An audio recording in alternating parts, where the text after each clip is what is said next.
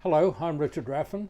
I set out in this video to make a bud vase. Because I forgot to press the start button on the camera, I've ended up making three. So you'll see bits and pieces of each vase coming together to kind of make one continuous vase. And the whole lot was done with three tools. A 1/2 inch spindle gouge, a 3/4 inch skew chisel and a depth drill. It's a very simple project and a good way of using up nice small bits of burl and stuff like this. This is a piece of Tasmanian eucalypt burl. It's quite old, and when I say quite old, it's probably 15, maybe even 20 years old. I've drawn the diagonals to find center, and it's going initially between centers.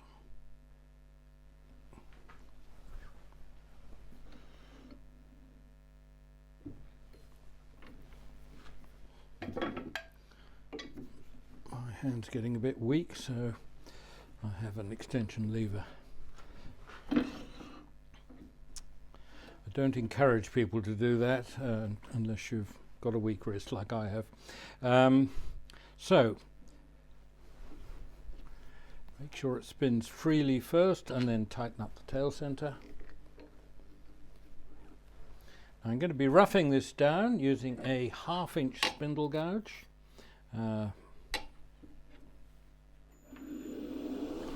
I'm running at around 1800.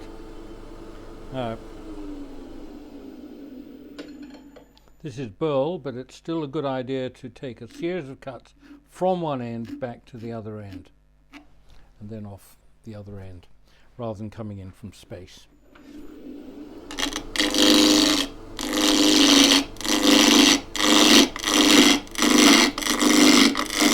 Let's get the corners off first.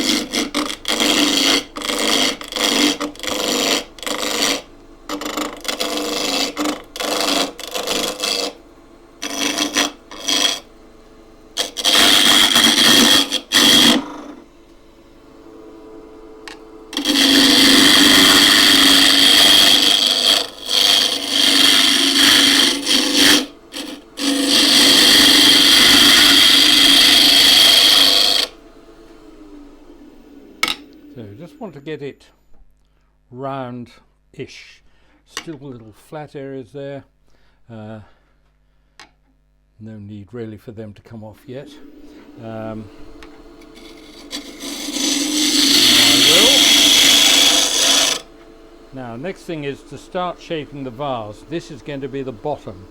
So I want to shape the end initially.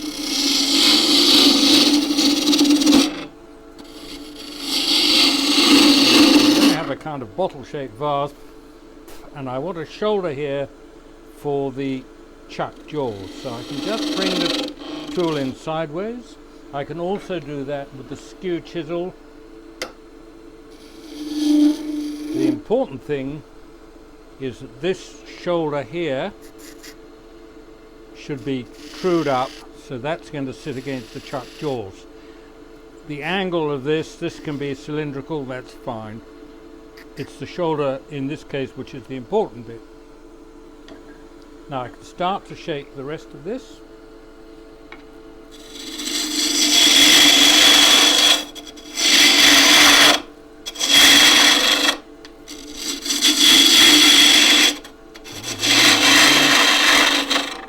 But you can also do all that from the other side. Now this now gets turned round into a chuck. So these are shark jaws on a small Vic Mark chuck on a VM100, and the idea is for the jaws, face of the jaws here, to sit up against the shoulder. Now all that is going to be taken away later. I want to have the whole of this block in the final piece. Having got the blank seated in the chuck, and that's running true, next thing is to true off the face here. and drill the hole down the middle. Now to do that, you start with the tool right on its side and raise the handle to pivot the edge into the wood. And once it's in the wood, you hardly need that hand. The bevel's rubbing against the bit. You just cut, rotate the tool very slightly anti-clockwise and head off for the middle.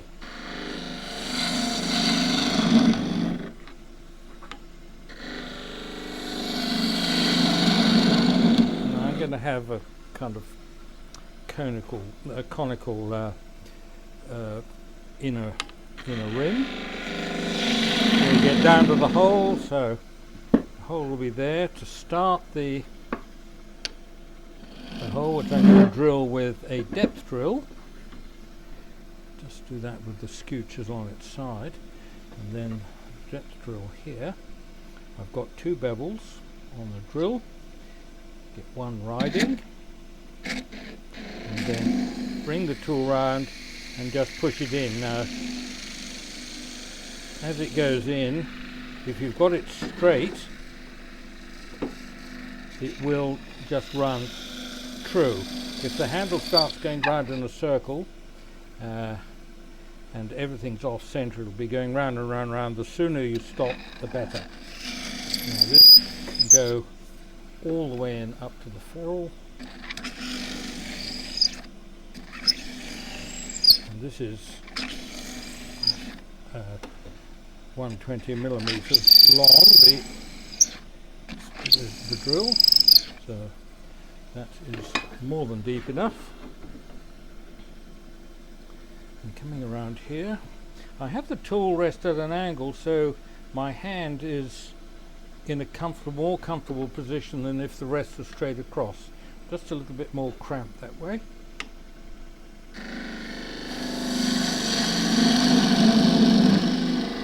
And that can go in, and also just come back out using the upper side just on top of the bevel, but of the nose of the tool. But you can also come in with the skew on its more or less flat on the rest, so you're just using the bevel side, and it will allow you to kind of flow the curve in.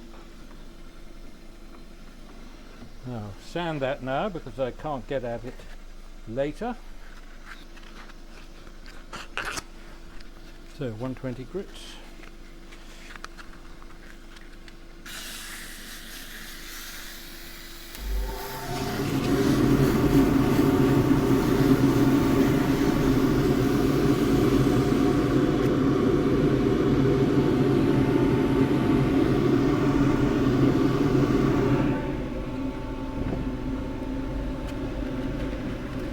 I just need a little thin twist. I'm going to use a sanding disc.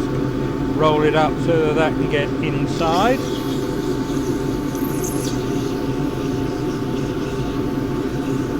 This looks a bit better.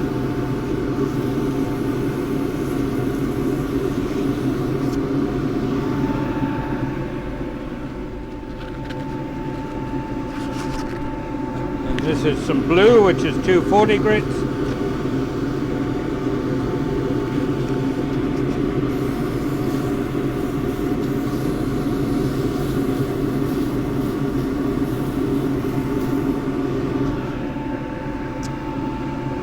Right, so that's done.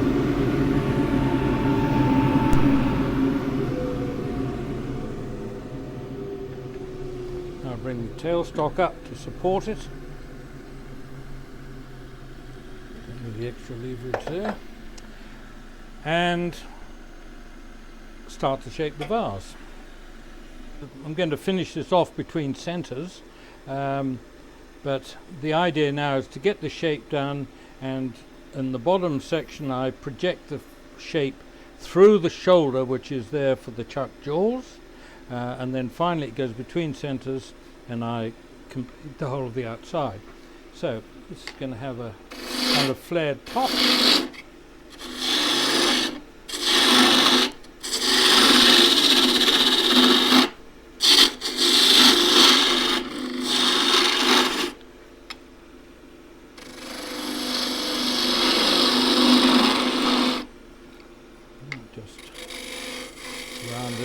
bit using the wing of the tool as a kind of shear scraper.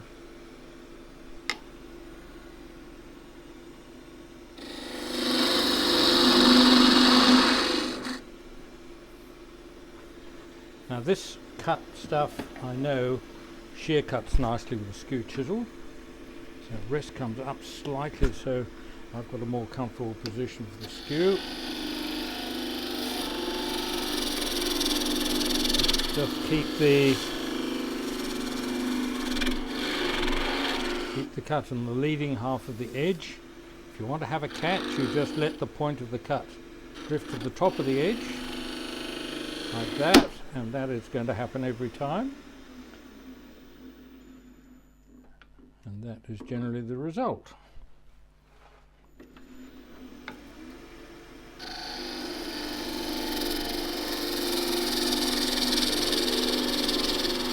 That, I hope you realise, was deliberate. Right, it's not gone. Now, to check out where it's actually in line with that little split there, but I'll come down and just eliminate that first.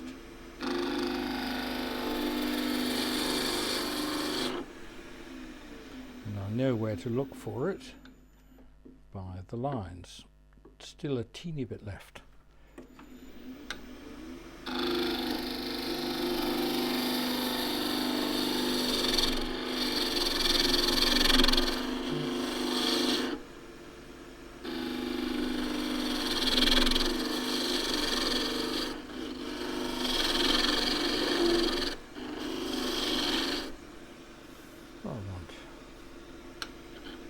Just have a nice curve round.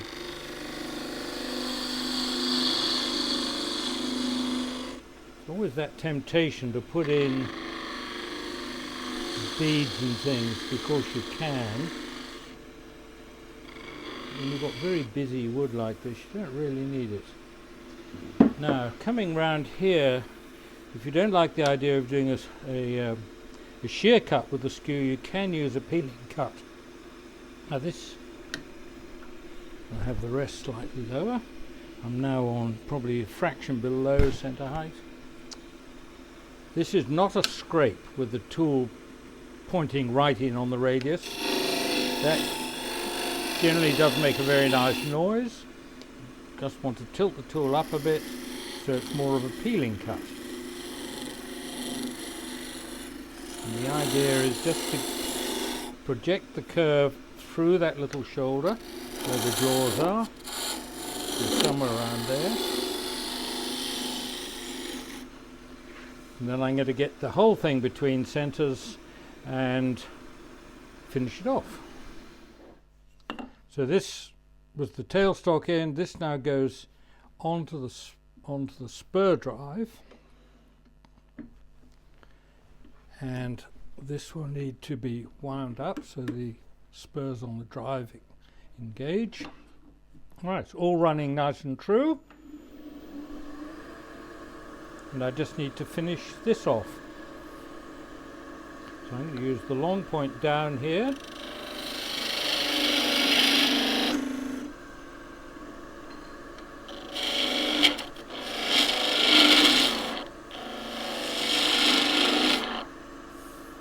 That's it. Now I can also use the peeling cut.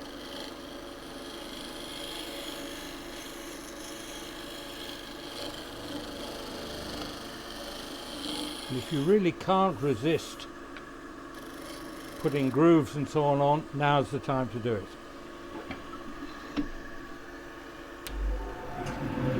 I'm just going to sand it. 180 grit.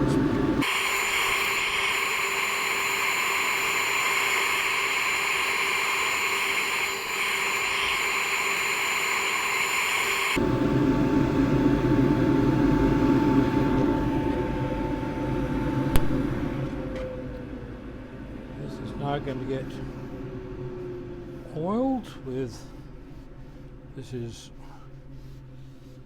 rice bran oil which I've started using, and that will get some wax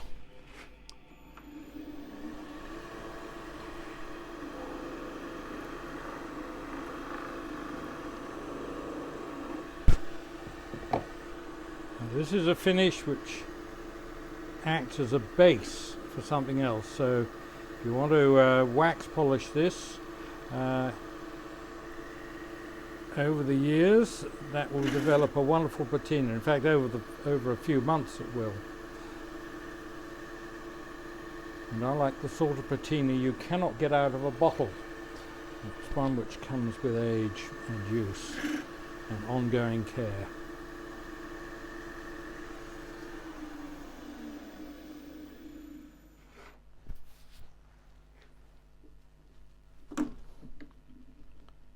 So that now needs reversing in order that I can finish off the bottom.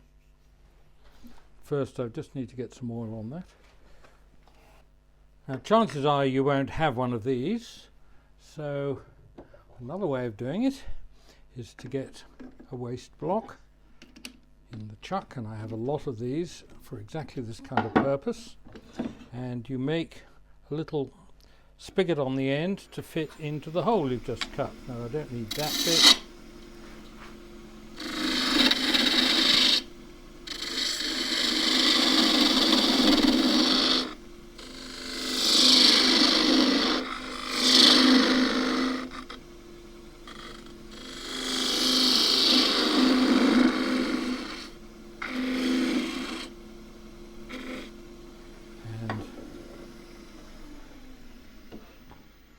We'll then have some non-slip cloth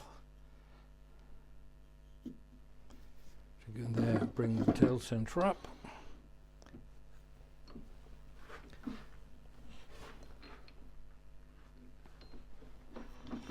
Tighten everything up and away you go.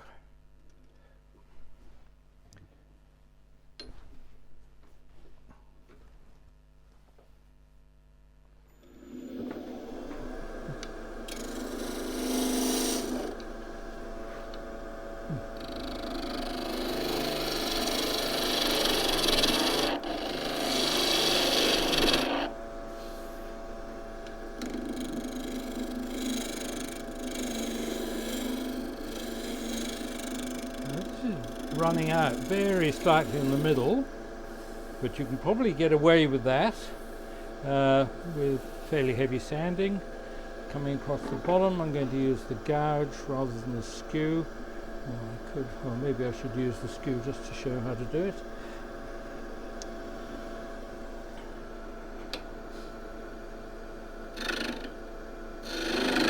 So lining the bevel up really with the direction I want to cut, which is going in, but I'm going to use the bevel side just to squeeze that in sideways, and that gives me a very nice smooth shoulder with minimal risk. In fact, having done that, I can then go in with the skew point.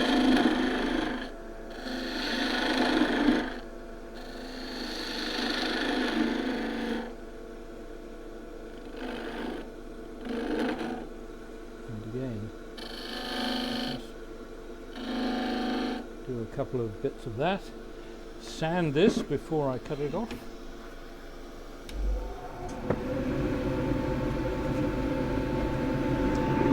Still 180 grit.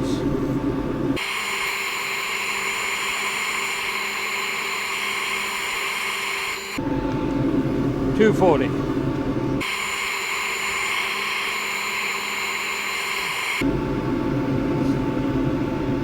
Forgot to check before, there are little marks there left over from the saw. I should have got rid of those ages ago.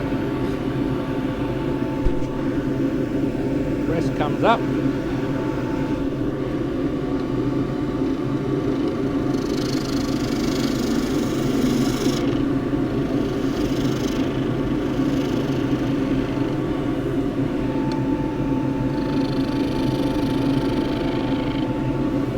All shifting there slightly, but just want to get rid of the saw marks.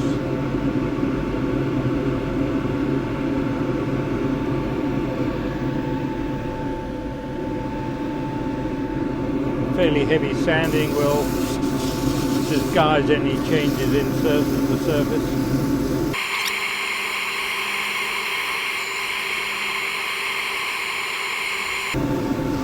This time I hope not to see any saw marks. All gone. Good.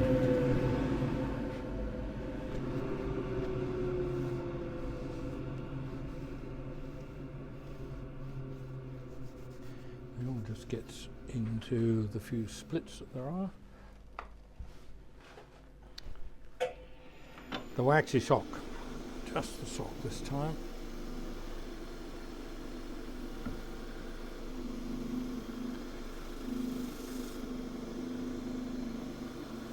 The sock needs to be gripped at either ends, not wrapped around your fingers. You do not want the cloth wrapped around your fingers, then wrapping around the work. You could possibly even lose a finger that way.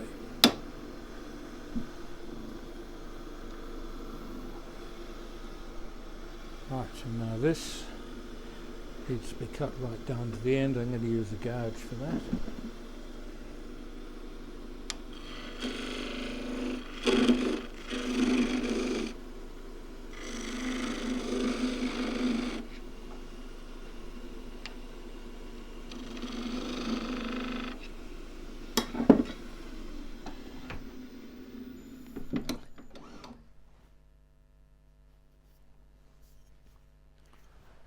Still need oil in the top.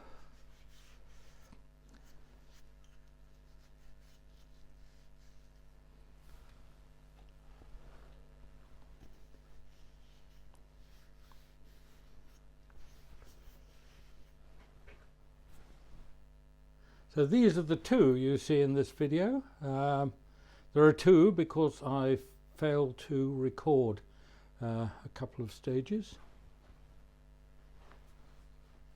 And there was another one as well.